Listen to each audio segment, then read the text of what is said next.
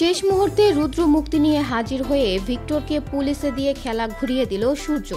হ্যাঁ বন্ধুরা, আমরা এমনটাই দেখতে পাবো অনুরাগের ছোঁয়া ধারাবাহিকের আগামী পর্বগুলোতে। ভিক্টরের কাছ থেকে পালিয়ে দীপার কাছে এসেও শেষ রক্ষা হয়নি তিস্তার। ভিক্টরের আসল চেহারাটা বুঝতে পারলেও সকলের সামনে ভিক্টরের আসল চেহারাটা সকলের সামনে খুলে দিতে পারে না তিস্তা। তিস্তা ভয় পায় ভিক্টর হয়তো সোনা রূপার কোনো ক্ষতি করে দিতে পারে। অন্যদিকে ভিক্টর কাকিয়াকে হাতিয়ার করে দীপার বাড়ি থেকে আবারও তিস্তাকে নিয়ে যায়। কাকিয়া তিস্তাকে জোর জবরদস্তি করে দীপার বাড়ি থেকে নিয়ে যায় এবং ভিক্টরের বাড়িতে রেখে আসে।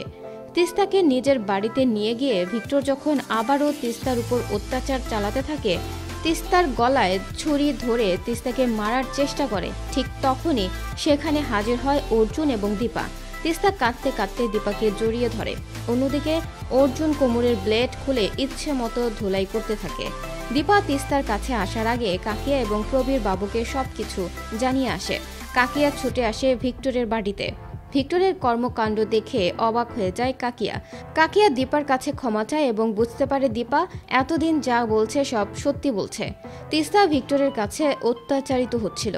অন্যদিকে সুযোগ বুঝে পাল্টা চাল দেয় পৃথা ম্যাম। অর্জুন যখন ভিক্টরকে মারতে থাকে তখন পৃথা ম্যাম অর্জুনকে বলে, অর্জুন প্লিজ তুমি আর ভিক্টরকে মেরো না, নিজের ভাইয়ের খুনের দায় নিজের কাঁধে নিও না। এই কথা শুনে অবাক হয়ে যায় অর্জুন। অর্জুন পৃথা ম্যামকে জিজ্ঞেস করে কি বলতে চাইছে সে। পৃথা ম্যাম বলে, অর্জুন আমি ঠিকই বলছি, ভিক্টর তোমার নিজের ভাই আর আমি তোমার মা। পৃথা ম্যামের কথা শুনে প্রচণ্ড ক্ষেপে যায় অর্জুন। পৃথা ম্যাম অর্জুনকে বলে যে খোকা জেঠুর কাছে শুনে দেখতে তাহলে সব সত্য বুঝতে পারবে অর্জুন। ছোটবেলার কথা মনে পড়ে অর্জুনের, যে ছোটবেলায় পৃথা ম্যাম তাকে ফেলে তার ভাই বোনকে ফেলে চলে গিয়েছিল। তাই প্রচণ্ড ক্ষেপে রুদ্র মুক্তি নিয়ে পৃথা ম্যামকে অস্বীকার করে সেখান থেকে বের হয়ে যায় অর্জুন।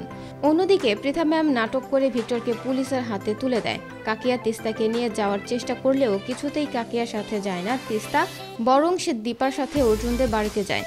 অপরদিকে দেখা যায় জেলেই থাকে ভিক্টর, আর ভিক্টরের মা ভিক্টরকে গিয়ে জানায় ছোটবেলায় সে তার 3 সন্তানকে ফেলে অন্য কারো সঙ্গে চলে গিয়েছিল, আর এবার ভিক্টরকে হাতিয়ার করে সে তিস্তার দলে ফিরবে এবং অর্জুনের মন জয় করে অর্জুনের সব সম্পদ হাতিয়ে নেবে। পৃথা ম্যামের এই আসল রূপ দেখে চমকে যায় ভিক্টর। অন্যদিকে অর্জুন বাড়িতে গিয়ে পৃথা ম্যামের কথাগুলো ভাবতে থাকে এবং মায়ের পরিচয় কিছুতেই মেনে নিতে পারে না। তো বন্ধুরা, তোমরাও কি এমনটাই চাও অর্জুনের এই খারাপ সময়ে যেন অর্জুনের পাশেই থাকে দীপা? জানিয়ে দাও কমেন্ট করে। বাংলা ধারাবাহিকের সব আপডেট সবার আগে পেতে হলে এক্ষুনি সাবস্ক্রাইব করে বেল বাটনে ক্লিক করুন। ধন্যবাদ সবাইকে।